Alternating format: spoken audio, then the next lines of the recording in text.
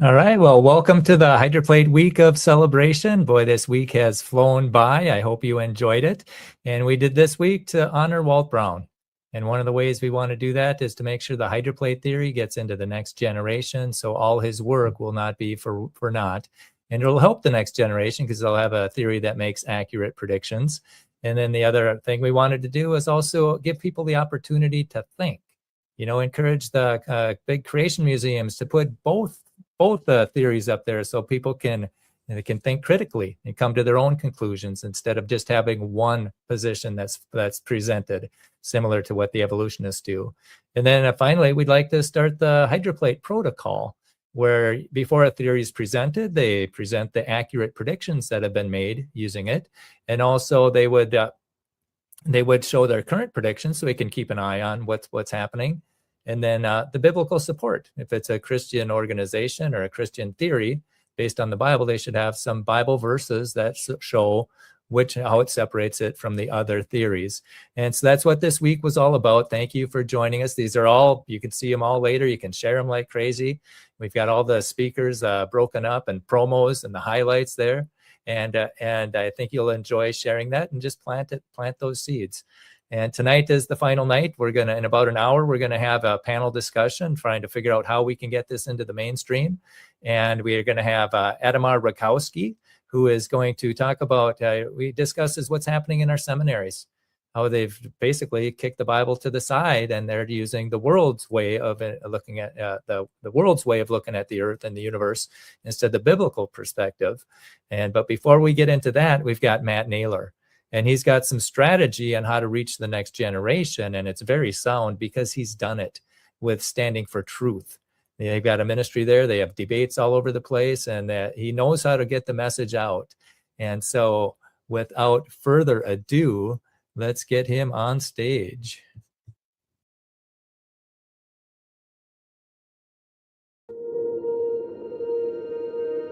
All right. Well, welcome to the Hydroplate Week of Celebration. We are so excited to be able to honor Walt Brown and promote the ninth edition of his Hydroplate book. And we are honored to have Matt Nailor here with us, all the way from Palm Springs, California. And he is a co-host of Standing for Truth on YouTube. That's a YouTube channel where they do debates on almost every topic. And it's really good because we need all the information to make informed decisions, and we're not getting that in our churches, our schools, our museums, our education system. So Matt's seen a lot of different debates. He's seen a lot of issues, and he's here to tell us what he knows about the hydroplate and Walt Brown. So welcome, Matt Nailor. Thank you for joining us. Awesome. Thanks for having me. This is gonna be fun. Yeah, what a I usually blessing. don't do interviews, so Well, yeah, the shoe's on the other foot this time. Yeah, yeah. put you on the hot seat. How did you find out about the hydroplate theory?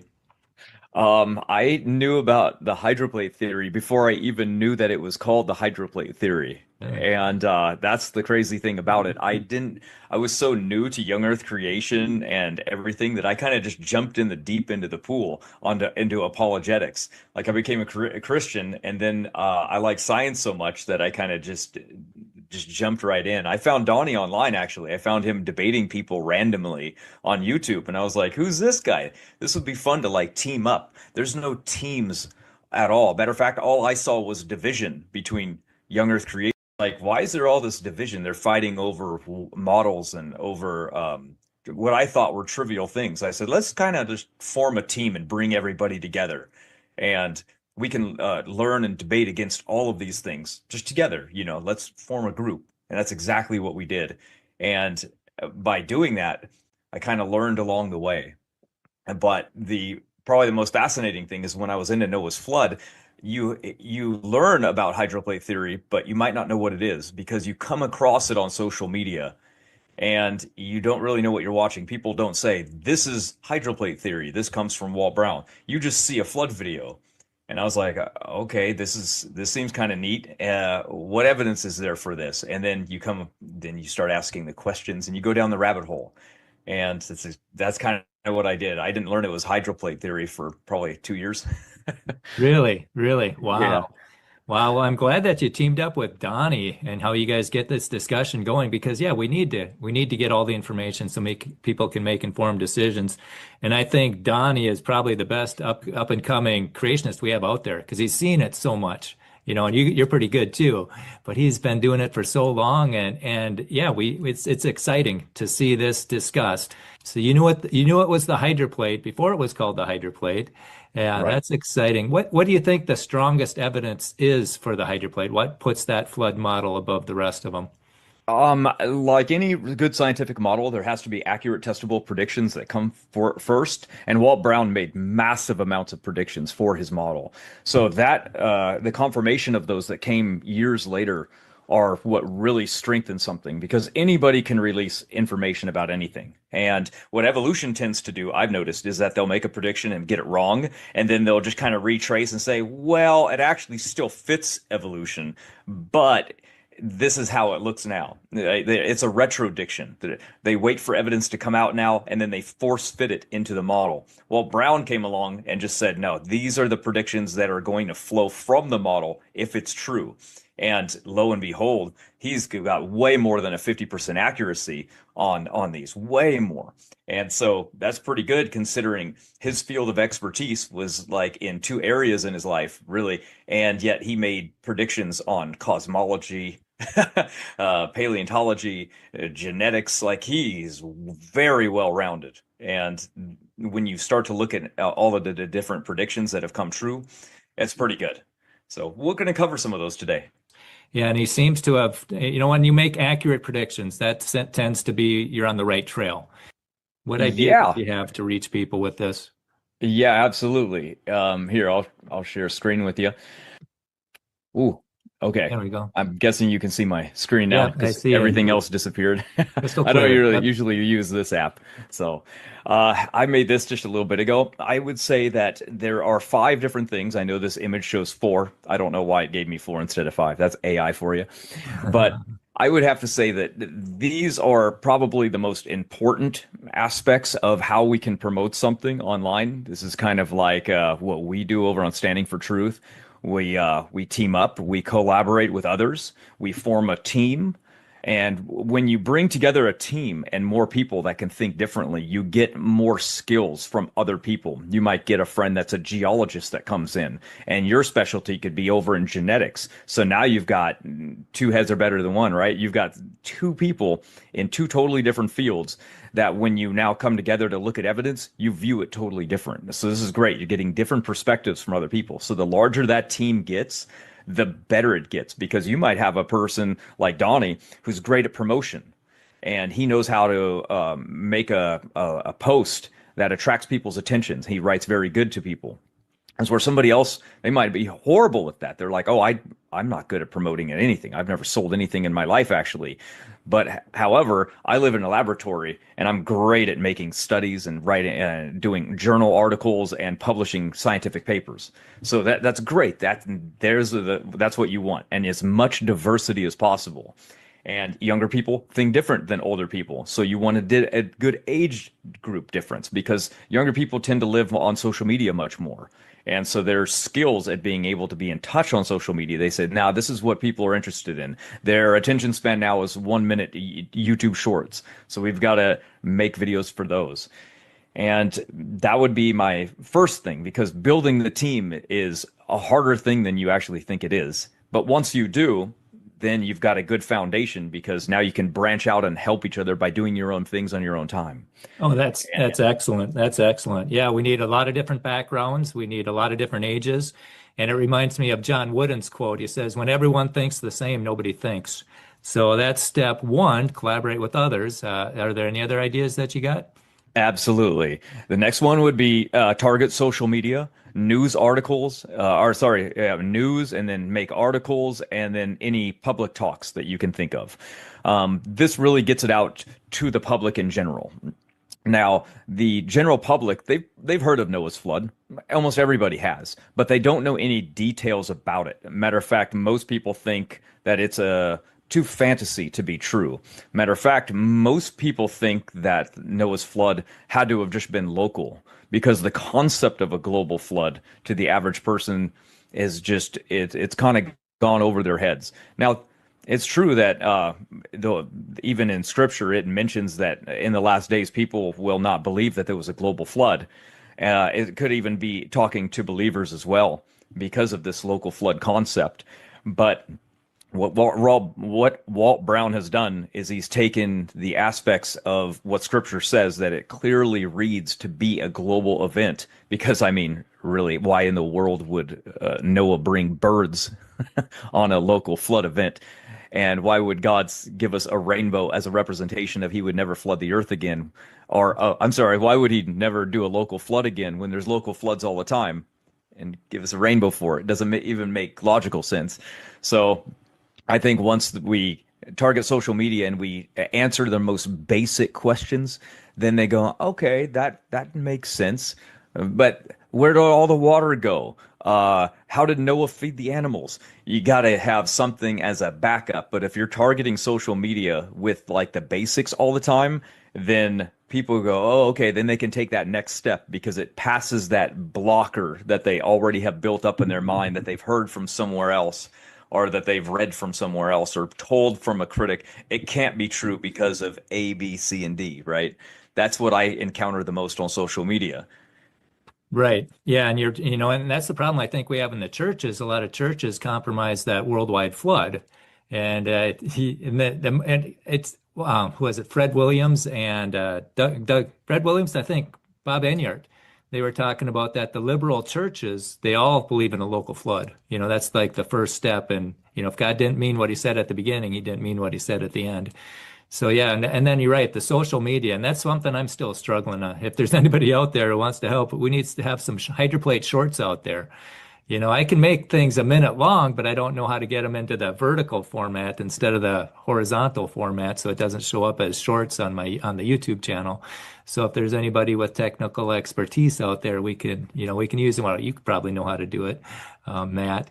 But yeah, we need to get the social media, and that's where the next generation is living.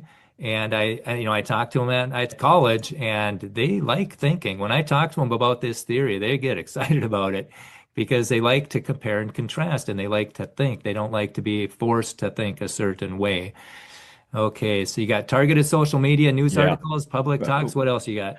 Yeah, one thing too is that what I like to do is I like to put a challenge out there to anybody. Some people go, young Earth creation. Why don't you just submit to peer review? I say, why don't you submit to peer review? And what I mean by that is go ahead and write up an article and Yeah, title it anything associated yeah, with young Earth creation, and it will get rejected without being reviewed at all. That proves right there there's bias in the scientific community. They're not interested in equal terms of anything. It's already made up its mind of what to believe is true. So it's very anti-scientific. You mentioned this earlier briefly, was that hydroplate theory should be taught at churches. And I agree. And the main reason why is because we need to educate the parents. You see, kids might like it, but they're going to go off to school and they're not going to really know much about things. Matter of fact, that's one of the reasons we actually found that there's a massive falling away later. I actually have those numbers. If I can find them within 10 seconds, I will show you what I mean. you mean Is that Ken Ham's numbers with already gone? That point? yeah, that's a really good one. Yes. It's showing that yeah, most 52% said that there's errors in the Bible. These are people that believe, by the way. These aren't even the ones that fall away. Is that they said that there's millions of years of time. So they go off to school and they learned that evolution is true. And where did they get their knowledge from? That creation was true. Their parents or their church. So their parents and church have equipped them so little that they can't defend anything, even the basics. So when they come along and their parents are like, well, my school told me Adam and Eve isn't real and there's no evidence for it. We evolved from primate ancestor. What do you have to say? And they're like, well, no, that's not true. The Bible says this. And the kid goes, yeah, but they've given me so much evidence to show me that's not true. What evidence do we have? And they can't. They just shrug. They go, well, God's Right, word is good enough. It's right, like, well, is it good enough for a college professor? No. right. So that's where we come in, and that's why this is so important. You have to educate people. Oh yeah. Just within the last month, I've had two examples. We had at our college, we got a creation science club. And the very first meeting, there was somebody who grew up in the church. She went to all the Sunday schools, she went to all the camps, she went to all the retreats. And she asked, well, what happened to the dinosaurs? And I explained her the biblical perspective, and I said, has anybody ever had a microphone and talk about creation like this? And she said, no. And so that's a real problem. I've heard, some places they don't want to be divisive or they don't want to take a stand, which I think is shooting ourselves in the foot because we got a theory that has a lot of biblical support and it's got a lot of accurate predictions, and we're not giving it to the students. And then just the other week, I was at a college, had a table, and this is a private college where a guy was going to be a pastor or a youth pastor, one of the two, and he was teaching second graders at church. And he had a second grade girl ask him about dinosaurs, and he didn't know what to tell her. He said he was going to go check with the pastor and do some research. And so I asked him, well, what are you going to tell her? He said, I don't know. And so I Mm. explained to him the biblical perspective. And there was another time there was a girl that, oh yeah, she asked the priest about dinosaurs. She was going through confirmation, and she didn't get a good answer. So she concluded that either Adam and Eve are false or dinosaurs are false. And how can dinosaurs be false if we find their bones on every continent, even their Yeah. footprints? So they're Right. got to be true. So I looked at the mom or the aunt and I said, your daughter or niece is real close to kicking the Bible out of her life for the rest of her life. I said, Adam and Eve are true and dinosaurs are true. What's false is millions of years. And so if you could, Don or Matt, would you want to give a biblical interpretation of dinosaurs for people who may not know or might have some confusion on that? Yeah, according to scripture, they would have been made around the same time as man. They would have been made on day 5 or 6, and that's right around the exact same time as man. So we would have seen them. It would have been in the recent past. And what we can do then is we can actually go to what Walt Brown actually said, because this is about one of his predictions, actually. He said bones and organic remains and contain enough carbon that they're believed to be 100,000 years old, right, will be shown to be relatively young in blind dating methods. And lo and behold, exactly what we found. And here is a image that I Wow. pulled up that shows you all of the dates that we found, where they've been found, and Wow. all have uncontaminated carbon-14 within them. And you'll notice that the range of the ages are all very similar. So you would think if contamination was the problem, Yep. why would they all be contaminated with very similar amounts of carbon? Right. That doesn't make any sense. If something's going to be contaminated, it's going to be contaminated with a little bit, a lot, Right. tiny amounts. It would range. It would range from all over the place. Instead, we find a very consistent contamination theme.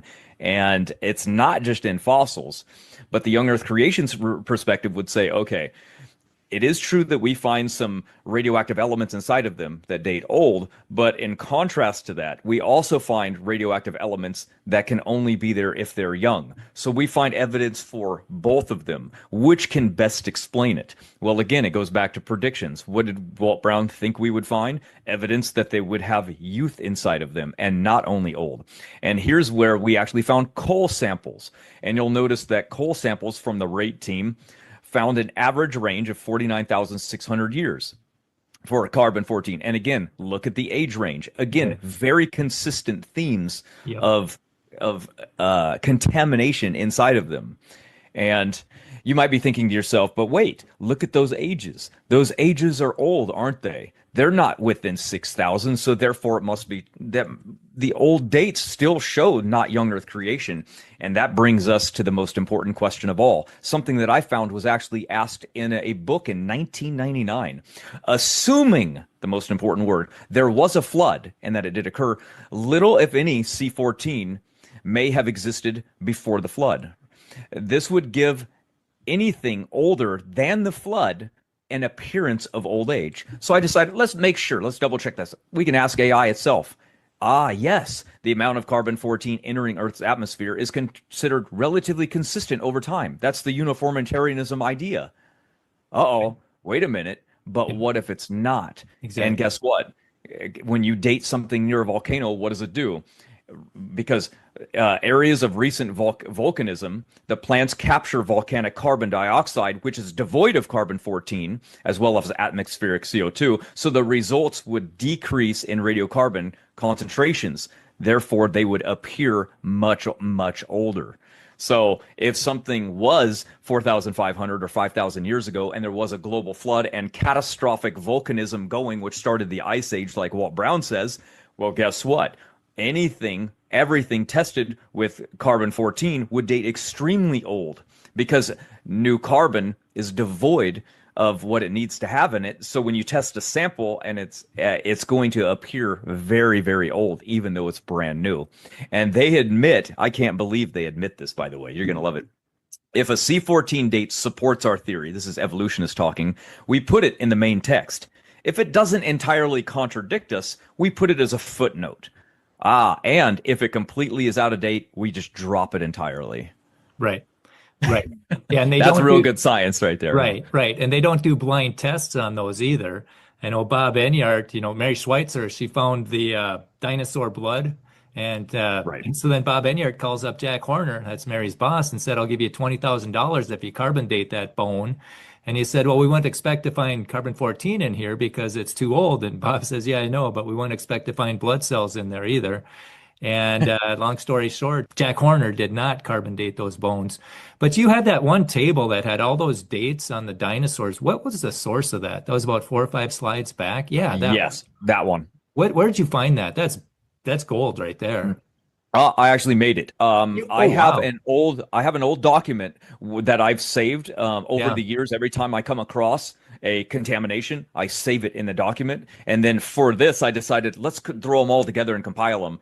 Actually, I have a better one, and it has the picture of the dinosaur next to it. Like down here's Wow. a hadrosaur dinosaur, right? And Triceratops. I Yeah. actually have a better image that's more widescreen, but I couldn't find it in time for this, so I Oh, that's remade fine. this. I think if you sent that to Fred Williams at Real Science Radio, they might be able to put that next to their soft tissue table.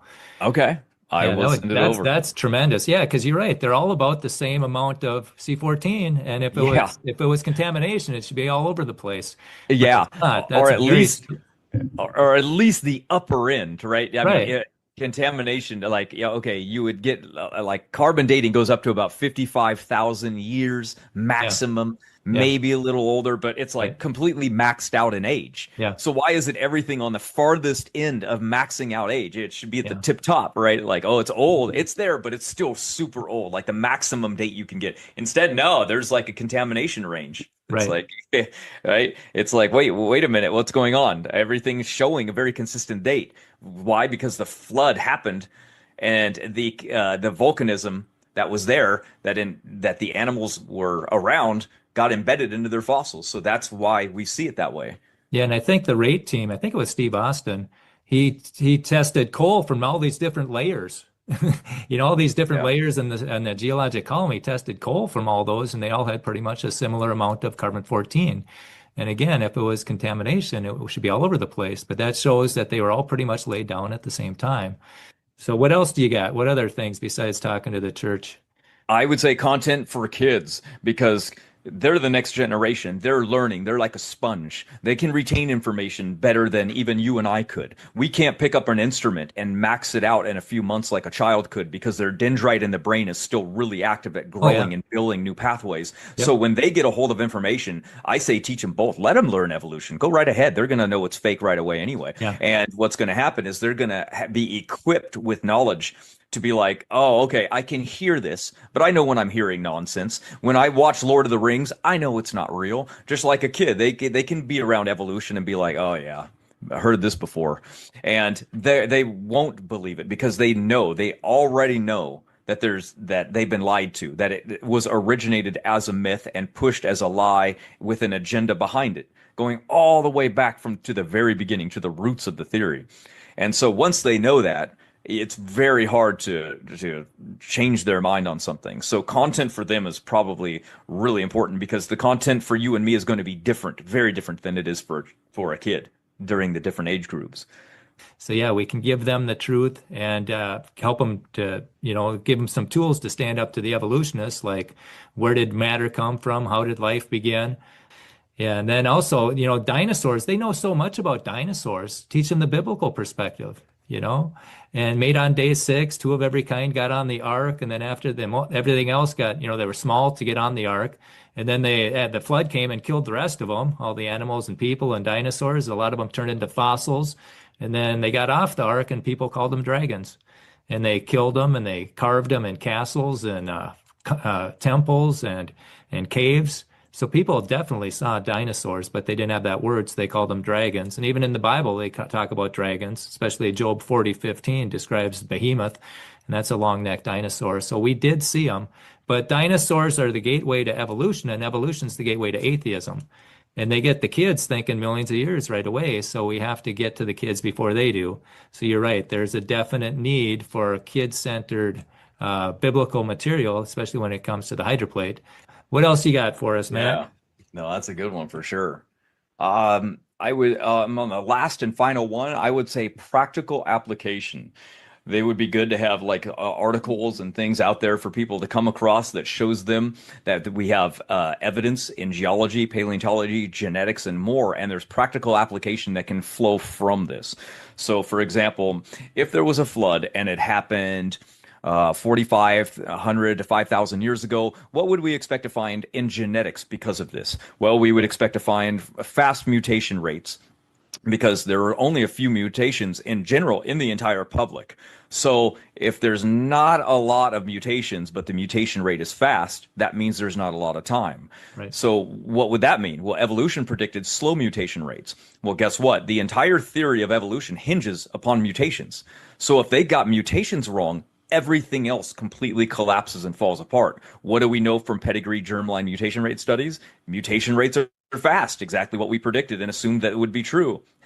So if we have something that we predicted and got correct, and it points to a young Earth timeline and a recent global flood, catastrophic in nature, then that tells us right there that the practical applications flows completely from that, and it moves into medicine. It moves into which is probably the most important, actually, by the way, medicine, because if genetics is deteriorating and we're treating it like natural selection will just fix the human race, we're in deep trouble. Our model is much better for medicine than anything else. But it also shows that evolution is not true, because not only did they fail the prediction, but it doesn't allow for a long timeline because of that. So those are practical applications.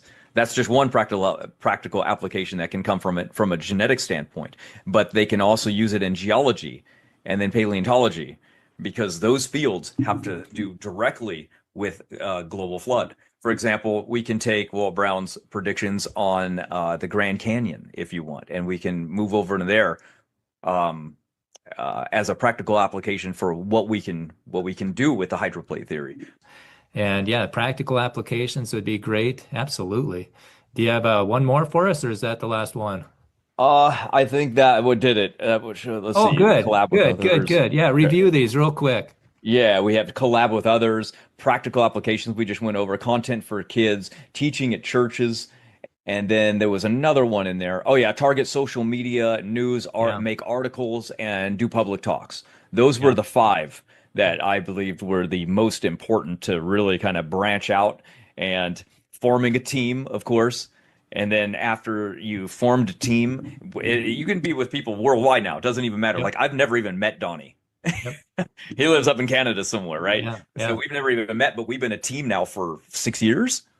So he started in 2018. I found him in 2019. We've teamed up, and then all we've ever done since then is write articles, make videos, and just try to diversify as much. We write books. We do as much as we possibly can for a small group, and then we branched out and invited more people into the team, Right. and that's pretty much how I recommend anybody does it, because it worked for us. And who are we? We were nobody. We're just guys sitting around the house. And then COVID hit. We're like, what are we going to do? It's like, I don't know. Let's just make videos. Let's just like bombard the internet and flood it with content and debate all of these critics that say we're wrong.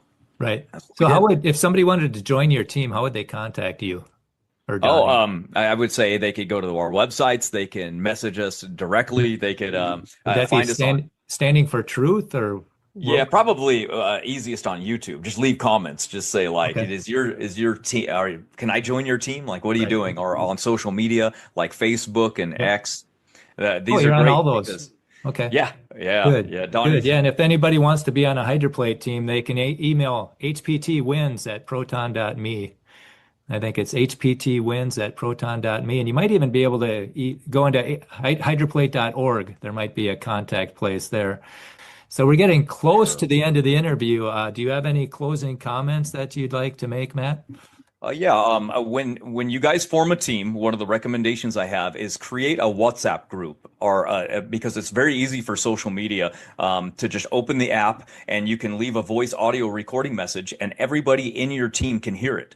That's what we've done. So we have a Standing for Truth WhatsApp group, and we post links to each other. We're joking around, of course. We're just we talk about young Earth creation so much. Sometimes we don't talk about it, but it's great because our team is growing in number, and we're very diverse, and we meet each other. Some of them just live on social media. They post on X all day long. That's all they love to do.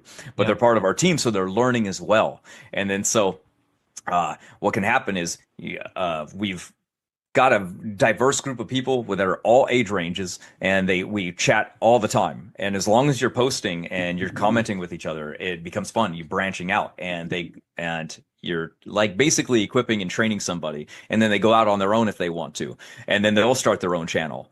And it doesn't just have to be like for specifically standing for truth. We've got a lot of people part of the team that have their own channels that do things. So that's kind of what our goal was, is to equip. Like for example, Eric Hovind has a channel Oh, yeah. different than his dad, and Yeah. he said, "Hey, I really want to have a Google Drive that has all different slides in it for presentations. Oh, yeah. Can you add images to those?" I was like, "Sure." So Yeah. anybody can go there now and they say, "I want to give a talk on Adam and Eve." So they can go there and then boom, there's a whole slide presentation from visuals that I made that are All on right. that. Well, hey, Matt, that was great. All those ideas and how to reach the next generation and teach the churches and have the social media. That was awesome. When you started, like when Donnie started, and you guys kind of started from scratch, and maybe there's somebody else who wants to do it. What insights Yeah. would you give them so that they can get to where you are a little faster and miss some of the potholes? Yeah, absolutely. The first thing you want to do is inundate the internet by constantly uploading on social media, even if it's hard. Find out like the criteria. For example, if you upload on YouTube and then put it on TikTok, TikTok will remove your video for copyright infringements. So you learn, if it's a short, I need to put it on TikTok first, because if I put it somewhere else downstream, it's going to get removed and flagged, and my whole channel will get removed. And then, but you gotta be posting, at least twice a week minimum to make the algorithm get your content and be like, oh, they're serious. This is worth promoting, because the companies like that only care if you're making them money. So they want you to be monetized because it helps them. So you got to think, if this is a business, if I'm working for them, what would they want? Well, they want work out of you. They want content. They want you pushing out stuff, and they don't like young earth creation content. So what they do is a lot of social media, like YouTube, for example.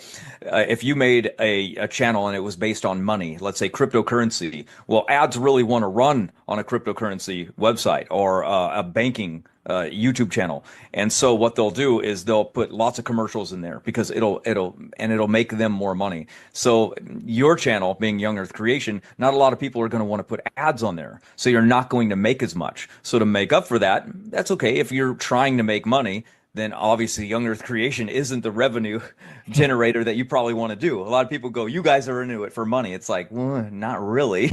If I did, I wouldn't be doing Young Earth Creation. It doesn't make me any money. I'm not monetized on YouTube. My books are the lowest cost you can possibly put them on Amazon, so I make not a cent from them, and they're free. If you actually go to our website, Creationist Clothing, all of our books are free from a one click. They take you directly to the Google document. So we're not doing this for money at all. We're just Wow. doing it to pass the knowledge on and to give it to people. And we show how accurate it is with debates. So Donnie, he hosts mostly lots of debates. That's great.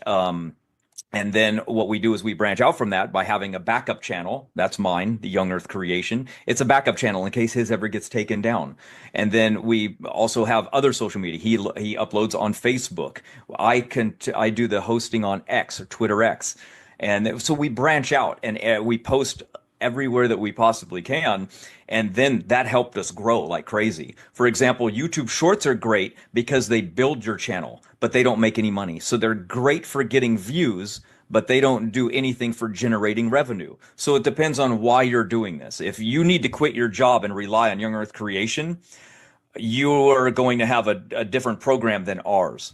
Ours is about getting the content out to people. So we diversify, but you need to be hyper specific. People love Noah's flood. They love dinosaurs. Yeah. And those are like the two main topics. If you talk about those two, matter of fact, the only video that's gone viral completely on my channel is a Noah's flood video, and followed by another Noah's flood video at probably 700,000 views, as opposed to the 1.9 million as the first one. And then Wow. Donnie's videos are also viral. Guess what? It's Noah's flood. Sure. It's Noah's Sure. flood. Those topics are really good. So I'm letting you guys know now. When you're talking about Noah's flood and dinosaurs, you've already struck gold. When you go to Genesis apologetics, Noah's flood. When you go to answers in Genesis, Noah's flood, dinosaurs. It's a very consistent theme. People love to know about those things because, one, they're awesome topics, and they're also the most controversial. So controversy sells. Now, when you're doing your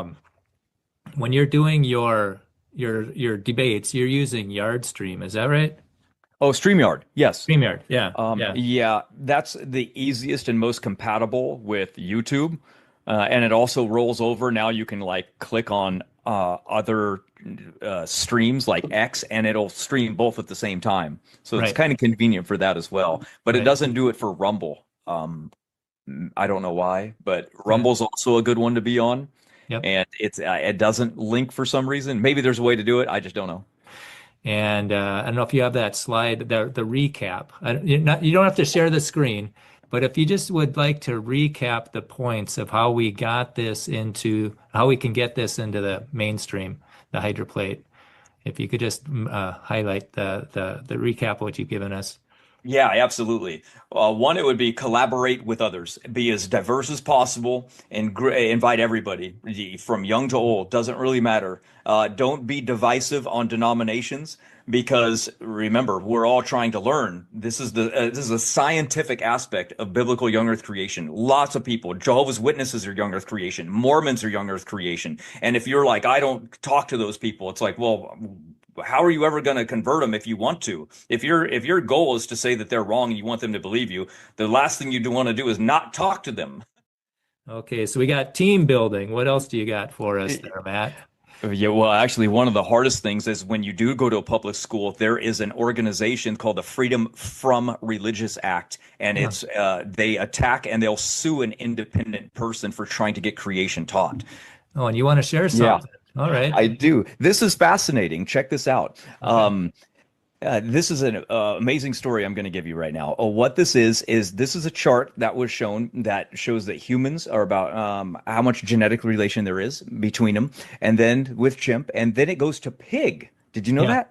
Yeah. And then orangutan, and then a dog. So it ranges. This was discovered by Eugene McCarthy, who is a specialist in hybrids. He wrote a book called The Avian Hybrids, and it's a best-selling book. It's 5,000 cited 5,000 different times, and he predicted lots of hybrids, and he's been right. Actually, massive amounts of hybrids have been found in nature, and it's kind of a funny theory that they fell in love with each other and they had an offspring that became a human.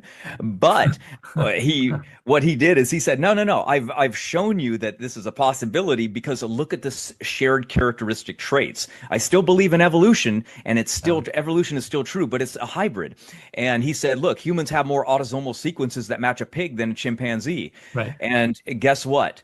His critics wouldn't allow it to get peer reviewed because of lack of scientific consensus. Right. He Oh, yeah. lost his mind. Look what he said. He said, if you would criticize Oh, Darwin, share your screen. I'm not seeing your screen right now, if you oh, you're can. not. No. Oh, no. Oh, man. Sorry. This whole time I've been sharing images. Sorry. That's Okay, fine. so here's what he looks like. Here's the book that he wrote on avian hybrids.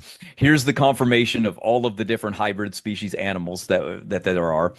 Um, and this is the pig chimpanzee love sequence that came about because he's the one that discovered that there was a pig more similar to us than even the orangutan, which breaks phylogeny. Well, And this yeah, and then, of course, right?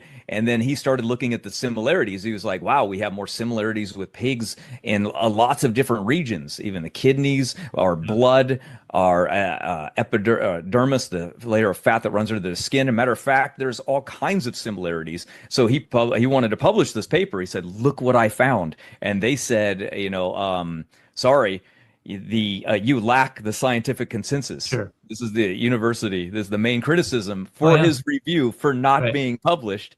And he published this, and he came out and said, if you criticize Darwin, it's like saying that there is no Jesus in a Baptist church. So he got his Yeah. own team despised him because he Oh, went yeah. against the consensus. Oh So yeah, I like that quote. That's their sacred cow, man. You can't criticize evolution. Jerry Bergman's no, got 3 volumes of books on people that criticize evolution or teach or mention intelligent design. Oh, could you stop sharing your screen real quick? sure, yeah, Yeah. yeah, And so yeah, it's there now we can see you. Yeah, it's that's their sacred cow and they won't allow it to be criticized. Just a tragedy. And when I was debating that science teacher, I asked him, "Well, hey, which genome is bigger, the chimps or humans?" And he didn't yeah, know. And the chimp genome was bigger, it was 3.3 billion base pairs, and the humans was 3.1 billion base pairs. And so that was a 6% difference. It's like, well, how can dang, something that's 6% bigger be 1% different? So yeah, they cooked the books yeah. every which way but Sunday to get that 1%. So you talked about group building and was it apps, applying? What other highlights do you got? Right. I really like the idea of focusing one on teaching at churches and Yep. educating parents because if you're educating the parents, that'll flow over into the children, but that has to come by educating the churches. Yeah. Do you give talks at churches? No, I haven't started yet, but I'm going to. Matter of fact, my flash drive is right here and I'm ready to Praise go. the Lord. That's what we It's need. We starting. need another person on the microphone. And if they Yeah. wanted you to speak, how would they contact you?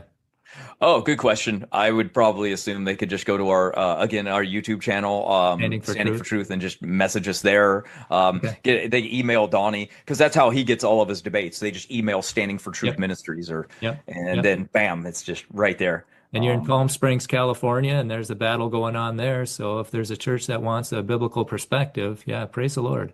Yeah, Praise the Lord. I've gone to one, and it wasn't for me though. I was just the audience, Yeah. and it was uh, Dan from Genesis Apologetics giving a talk on Noah's flood, and then the Q&A came in, and I was like, don't worry, I'll do this part for you." So I got up there and did the answers because Wow. that's kind of like where I specialize. I can answer pretty much any question for Wow. those things. So that's what I like. So my goal when I go is I don't need to necessarily give a presentation. I'm Yeah. there to answer whatever the audience wants because Yeah. that's what matters to me. So Yeah. I got my slide will just be completely full of every topic Yeah. of and then just go there from Wow. there. So And that'll you be can fun. and you can find them when you need them. That's the hard part. Yeah, exactly. Kent has them numbered, and so he just goes, pull up slide 118. Wow. Mine are not numbered, so I Yeah. have a lot harder time.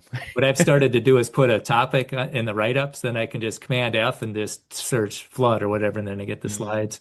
You I good? would encourage you to record those if you can, and so Oh, that okay. people can see them. I've given talks at churches and colleges and stuff too, and that you can see them on my Solidify Your Faith YouTube channel. And again, I've got a website called solidifyyourfaith.weebly.com that has some my contact info. But yeah, we need to be in the battle. We need to be equipping the parents and the churches and building teams and getting on social media. And then applied applications. Was that another one? Yes, yeah, practical applications. I was let people know why this matters. Yeah. How is this used in geology? How is this used in paleontology? How is this used in genetics? And Right. once you teach people like there's a reason that this exists, there's a reason that this matters, Yeah. and that we can use this knowledge to like look for oil, for example. Where is oil always found next to? It's found next to salt domes. How did salt domes form? They form in the ocean. They form from a flood. Oh, surprise, surprise. So you can use the practical application of knowing that there was a flood and how to look for certain things geologically. And then the biggest problem I think people have is they associate everything with a date because of Yeah. radiometric dating. If they could just erase those dates for 1 minute, the Yeah. story completely changes their Yeah. view. Oh yeah. So that's Oh yeah. it.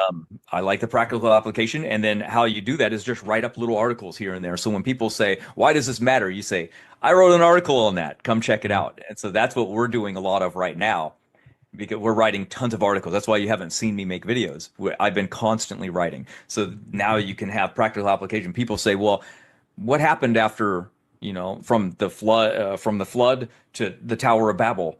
How did like what was it like? Like what was the time frame? How did all the haplogroups form? What is the mutation rate? Boom, Yeah. we answer those kind of things. Do you have a So, Substack where people can find those articles, or how oh would they yeah, find? it's just directly on the Standing for Truth Ministries website, and there's a tab that says articles, and then all of them are listed right there. They're all free, and we've been adding like maybe 5 a week, Wow. maybe even more. So is that standingfortruth.com or .org? Standingfortruthministries.com.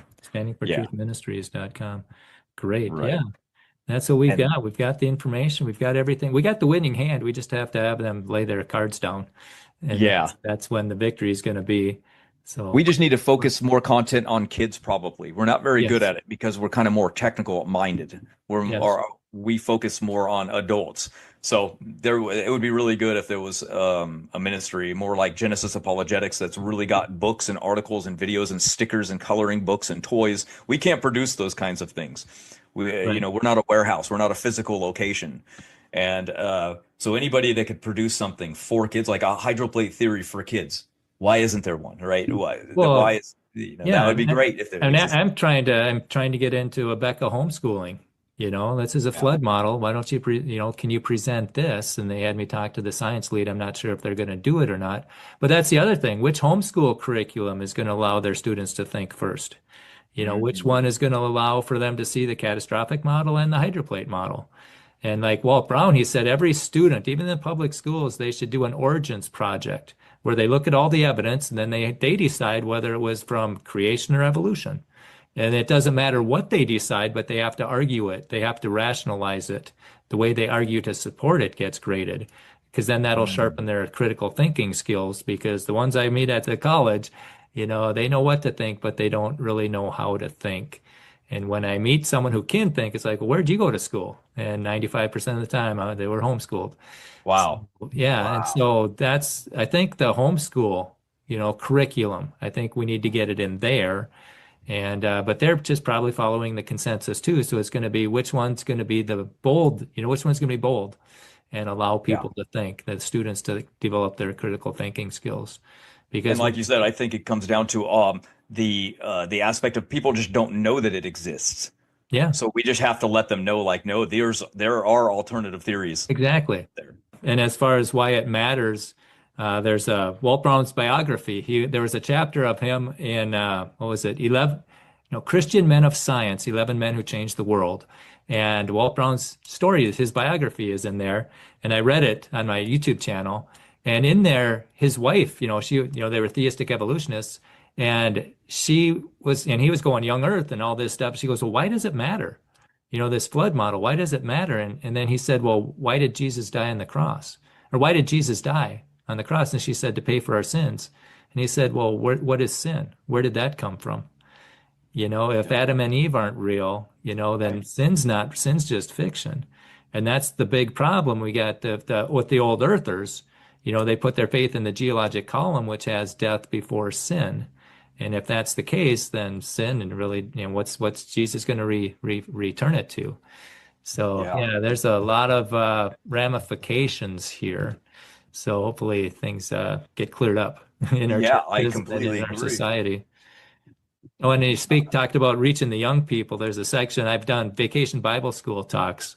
It's just quick 5 minutes and I'm done, to keep Yeah. attention. But that's on a YouTube. There's a playlist of that on that Solidify Your Faith YouTube channel too. So thank you for these highlights. Praise the Lord for that. Any closing comments you want to make, Matt? Yeah, I recommend people go visit the Ark Encounter. Go see these things in real time. Visit biblical creation seminars if there's any in your town.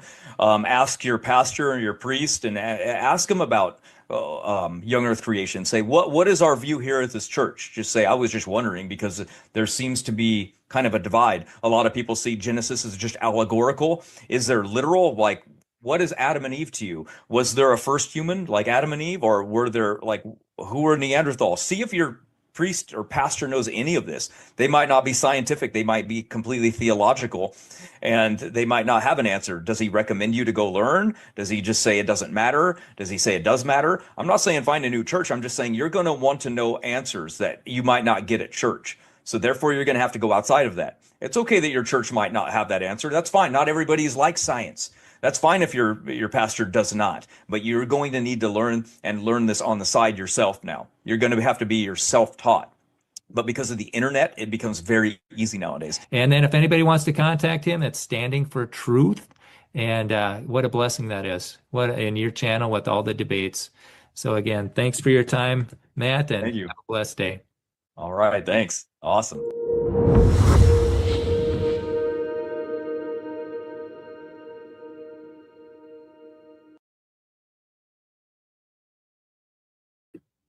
All right. Well, that was a lot of fun. And he talked about going to the Ark. And I think you should be wearing these shirts when you go to the Ark. You know, NASA scientists work for Walt Brown. And on the back, it's got all these NASA discoveries and how they can't explain them with the other models.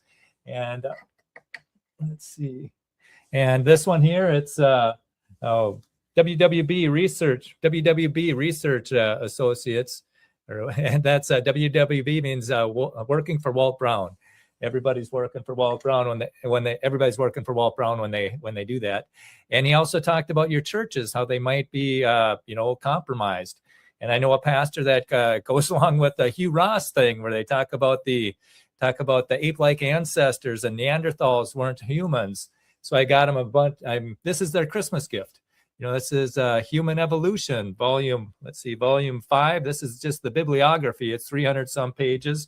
Volume 4, this is Untold Stories of Human Evolution. This is volume 3. And it goes and he documents, he says he's got 150 cases of fraud in these books. And he doesn't use fraud lightly. That's like Nebraska Man. That was a tooth of a pig, and they said it was an ape man. And he says that's not fraud. That's a mistake. But what is fraud is when they lied about when they found it, and they won't let the people see the pig jaw. And then here's another one. So these are the Christmas gifts that are going to these pastors that believe in Hugh Ross. And why is this important? Well, it's because Jerry Bergman, he wrote this book, Darwin is the doorway to atheism. And that's true. You know, dinosaurs are the gateway to evolution, and evolution is the gateway to atheism. And he was an atheist at one time, and he knows. And then it says science is the doorway to the creator. So this is why it matters. When they reject the creator, they can end up as an atheist and not have put their faith in Christ. And then he was also, coming up. Oh yeah, it also matters because this is a Ken Ham book, already gone. A lot of the kids are leaving the church because they doubt the Bible. And they began to doubt the Bible when they were being taught the Big Bang and evolution. And the problem there is a lot of our seminaries have compromised with evolution and the Big Bang. And that's a real problem. And to help set it straight, we got Adamar Rakowski he'll talk about a little bit about the corruption that's in the seminary, the heresy of modernism that's crept in. And so without further ado, here's Adamar.